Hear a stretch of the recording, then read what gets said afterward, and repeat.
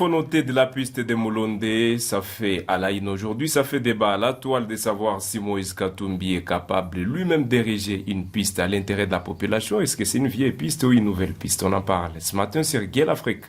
La télévision panafricaine au cœur des investigations avec Moïse Hangui. Un jeune de Goma, bonjour et bienvenue.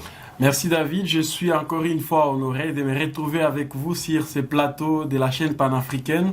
Je voudrais également profiter de cette occasion pour pouvoir saluer tous les internautes, les téléspectateurs qui sont les nôtres à Paris Insta. À ce jour, on parle de Goma avant de parler de ce sujet de Moulondé, voulais-je dire. La situation ce matin à Goma, qu'est-ce qu'on peut noter? Alors, c'est compliqué à Goma. Justement, l'insécurité n'a pas encore dit son dernier mot. On dort avec pas vraiment l'espoir de se réveiller. Chaque jour, on tue déjà. Et nous nous rendons compte qu'il y a une certaine légèreté de la part des autorités. Façon, certainement, elles ne sont pas vraiment au point de maîtriser celle-ci. On a enregistré, juste pour ce qui concerne la nuit d'hier, 3 cas de tueries. Une jeune fille qui a succombé de ses blessures dans le quartier Himbi. Il y a également une autre jeune qui vient d'être tuée au nord de Goma, à Majengo. Et ça, ce ne sont que des cas illustratifs, mais nous avons aussi enregistré au cours de cette même semaine un journaliste de la radio Maria qui a été tué par des bandits. C'est donc très compliqué. Encore que la ville reste sous menace d'agression rwandaise, vous êtes sans ignorer que les rebelles sont à la porte de Goma, même au niveau interne, la situation sécuritaire est loin d'être maîtrisée par les services de sécurité. C'est pour ça que nous sommes en train d'interpeller le maire de ville et tous les agents de services de sécurité de pouvoir en tout cas faire le maire d'eux-mêmes pour pouvoir garantir notre sécurité, sinon ça va de mal en pire. Juste avant la fin de cette émission, nous allons y revenir sur la situation dans la ville touristique, dans la ville de Goma. Mais avant, nous rendons dans la province du Haut-Katanga.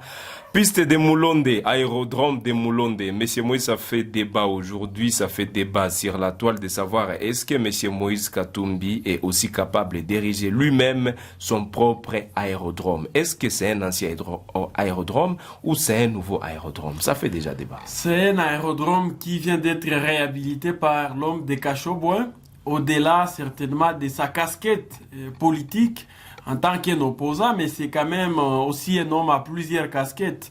Je dois reconnaître ici qu'Katumbi a aidé ce pays dans plusieurs secteurs. Il a son équipe en football, le tout-puissant Mazembe Anglebert, qui l'entretient. À part ça, c'est aussi en fait un acteur à plusieurs dimensions. Alors moi, je ne comprends pas toute la polémique qu'il y a autour de cet aérodrome. De quoi est-ce qu'on reproche exactement à l'homme de Cachoboué? Je suis loin de me porter en katumbiste. Et je ne suis pas, en tout cas, je suis loin de là. Mais je ne comprends pas de manière, en tout cas, très profonde ce qui motive toutes les polémiques qu'il y a autour de cette initiative de Moïse Katumbi. Est-ce que c'est une infraction, c'est une erreur qu'une personne comme Katumbi, à l'exemple de Katumbi, réhabilite aussi une piste comme ça, ou ce sont des travaux normalement qui devraient se faire par les... C'est peut-être à ceux qui sont en train de créer toute la polémique de nous donner des éléments de réponse par rapport à cette préoccupation. Tout ce que je sais, c'est que il n'est pas interdit à un Congolais de faire une initiative de ce genre. On peut certainement le faire dans plusieurs dimensions. Est-ce que c'est une infraction? Il faut nous dire quelle est cette loi qui l'interdit. Mais au même moment, comme c'est fait par un acteur politique, il faut reconnaître que c'est avec des calculs. Et jusque-là, ce n'est pas un péché aussi. Si quelles sont les raisons qui l'auraient poussé à le faire? Certainement de réhabiliter un aérodrome, façon pour lui certainement de se créer une certaine image ou du moins de se taper une certaine notoriété. Ça ne crée pas de problème. Quelles sont les raisons qui l'auraient poussé à le faire? Je ne sais pas trop, je serai en difficulté en tout cas de vous donner des éléments aussi essentiels par rapport à ça. Je suis juste en train d'observer toute la polémique qu'il y a sur la toile et je fais l'effort certainement de comprendre les motivations des uns et des autres. Je pense qu'il faut nous concentrer sur l'essentiel et arrêter de bousiller notre État sur des futilités. Si Katumbi érige un stade, il réhabilite un aérodrome, ou il fait quelque chose d'autre, en quoi c'est un problème? En tout cas, en quoi est-ce que c'est un problème? Je suis mal placé pour vous poser des questions, mais j'aurais bien préféré que vous puissiez aussi donner votre avis. Mais en fait, je n'ai pas tout le contour qui a prévalu à ces projets, mais je pense qu'il faut laisser l'homme de Kashobwe faire ça parce que ça ne crée aucun souci. Piste de Moulondé, qu'est-ce que vous en dites? Vous nous suivez sur Guel Afrique Télévision. Lisons ensemble cette correspondance sur cette affaire. C'était Kashobwe, Kinshasa Gombe, Kashobwe, territoire de Puerto, coordonnées GPS, il y a tout ce qui a été mentionné là-dessus. Kashobwe, c'est dans les Katanga. Monsieur le directeur général, il y a une lettre qui a été notifiée, alors nous allons lire ça ensemble avec les téléspectateurs de Guel Afrique Télévision. J'ai l'honneur de vous informer que j'ai entrepris la réhabilitation d'une vieille piste qui existait déjà dans les années 70 à Moulondé, dans les groupements Camfoua, territoire d'Impueto.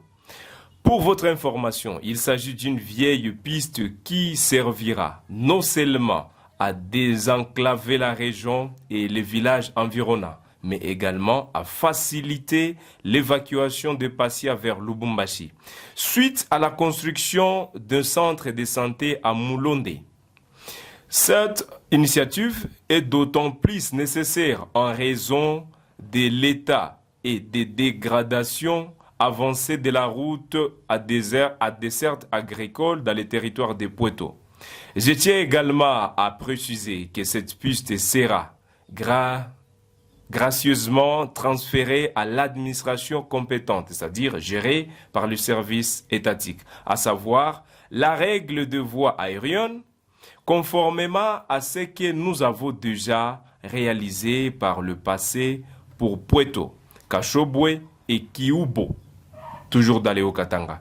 Nous restons à votre entière disposition pour toute autre information. Veuillez croire, monsieur le directeur général, en l'assurance de ma franche collaboration. Ceci était signé par Moïse Katumbi, bien que la date ne pas signalée, mais il y a une lettre déjà là-dessus attachée à ce dossier. Monsieur Moïse, il y a une lettre déjà qui était attachée à ce dossier et qui a vraiment l'éclaircissement que l'homme de Kashobwe, comme vous venez de le souligner, avait notifié aussi le gouvernement congolais à ce sujet. Qu'est-ce qui serait aujourd'hui les causes de ces changements sur ce sujet? C'est exactement ça ce que j'étais en train de dire tantôt. Moi-même, je ne comprends pas qu'est-ce qui est à la base de cette agitation qu'il y a dans l'opinion. Je crois que ceux qui s'en prennent à l'homme de Kashobwe doivent aussi brandir des arguments debout pour essayer un peu certainement de donner du sens à tous ces débats qu'il y a. La note dressée par Katumbi dit qu'il pense que il faut qu'on essaie un peu certainement de désenclaver cette entité à travers certainement la réhabilitation de cet aérodrome. Je pense qu'au-delà d'être opposant, il est aussi citoyen congolais. Il est parmi les notables et parmi au moins les personnalités je vais dire les figures aussi remarquables du Haut-Katanga et qui peut faire quand même des choses en faveur de la population de ces coins de la République. Certainement que c'est avec aussi des lunettes politiques, mais à ce niveau, je ne vois aucun problème. Je pense que lorsque l'État est absent dans certaines circonstances, il faut laisser aux bienfaiteurs, il faut laisser au privé parfois de faire certains travaux sans pour autant créer des problèmes. Autant que ça se passe partout ailleurs. Si par exemple, loin même de ce qui concerne cet aérodrome, si par exemple dans le domaine du football, il y a quelqu'un, un manager qui pense avoir son argent et qui veut investir dans ce secteur et qui construit un stade au bénéfice de la jeunesse, où est le problème? Où est le problème jusque-là? Je ne le vois pas. Donc, je suis loin de porter les lunettes politiques pour aussi analyser tout ce qui est autour de cette polémique. Mais je ne puis que féliciter plutôt l'homme de Kashobwe pour l'initiative. Je crois que ça va aussi inciter le gouvernement à prendre ses responsabilités à main. La réhabilitation des routes, des aérodromes, des stades et de toutes les infrastructures d'intérêt public revient à l'État congolais et pas aux individus. Lorsque l'État est absent, c'est comme ça qu'il y a certains qui l'effacent Et maintenant, ça crée beaucoup de problèmes parce qu'on estime qu'ils sont en train de les faire, non pas pour la bonne foi, mais c'est plutôt avec des calculs aussi politiciens. Mais tout ça, c'est exactement parce que l'État n'est pas présent. Dans ce studio de Gueule Afrique Télévision où vous nous suivez, nous avons aussi le réel plaisir de nous rendre au niveau de Arusha, c'est en Tanzanie, où la République démocratique du Congo devra à la Cour de justice de l'EAC aujourd'hui comparer pour savoir plus. Monsieur Moïse, aujourd'hui, ça vous fait quoi de voir déjà la RDC face à face devant la justice avec le Rwanda? Alors, nous sommes en train de suivre de près ce qui se passe à Arusha. Il faut admettre que nous avons besoin que justice soit faite en mémoire de toutes les victimes, tous les compatriotes innocemment massacrés par les forces armées rwandaises, par les biais qui agissent en RDC, à l'est de la RDC, par les biais de la rébellion du 23. Nous avons besoin également d'obtenir justice par rapport certainement à cette agression rwandaise dont nous sommes victimes. Mais est-ce que nous avons la certitude où nous pensons que l'EAC, à travers certainement sa juridiction, va devoir nous rendre justice en toute indépendance et de la bonne manière que nous le voulons? Je suis en train de me poser mille et une questions.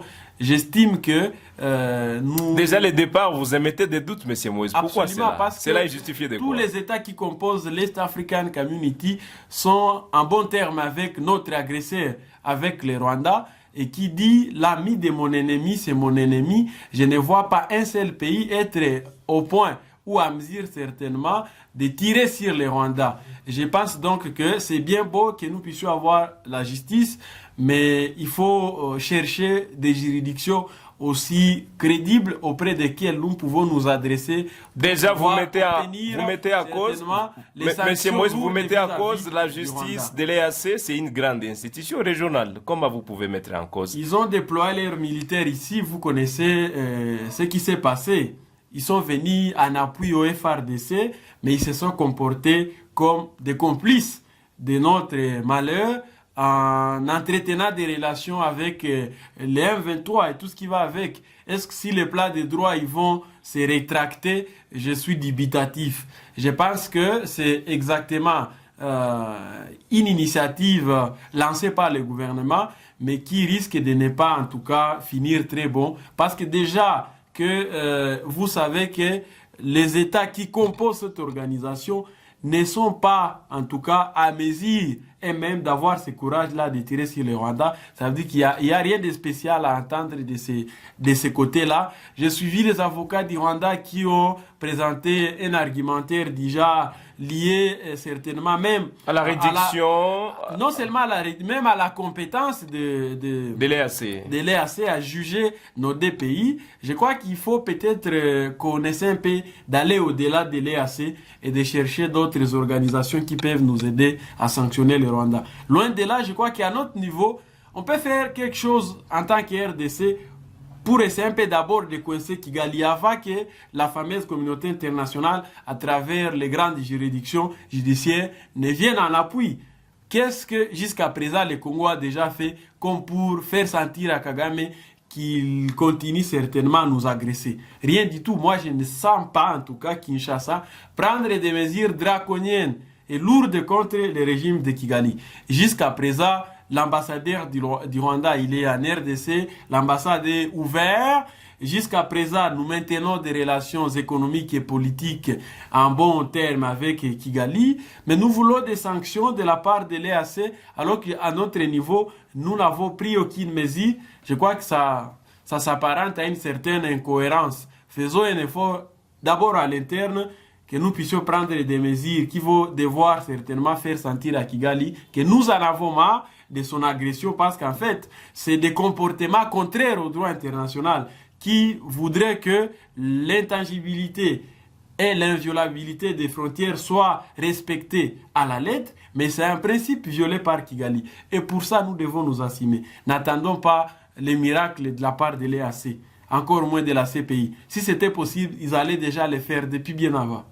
Ça, c'est lié à vos analyses, Monsieur Moïse. Apparemment, vous ne faites pas même confiance à tous ces efforts de ces autorités congolaises qui essaient un peu de vous faire voir qu'il est possible de remettre de l'ordre et la paix à l'est du pays via la voie diplomatique. Faire confiance aux autorités congolaises, ce sont nos autorités. Je suis congolais, je suis censé aussi certainement défendre le pays et c'est ce que je fais. Mais lorsqu'il y a des mesures aussi, je vais dire, qui relèvent d'un certain degré de tâtonnement et qui ne rencontrent pas certainement les aspirations du peuple, mais nous, au Soleto, c'est notre rôle en tant que société civile d'orienter le gouvernement parce que nous estimons que le gouvernement semble perdre de vue. Je vous dis que ce procès ne va aboutir à rien.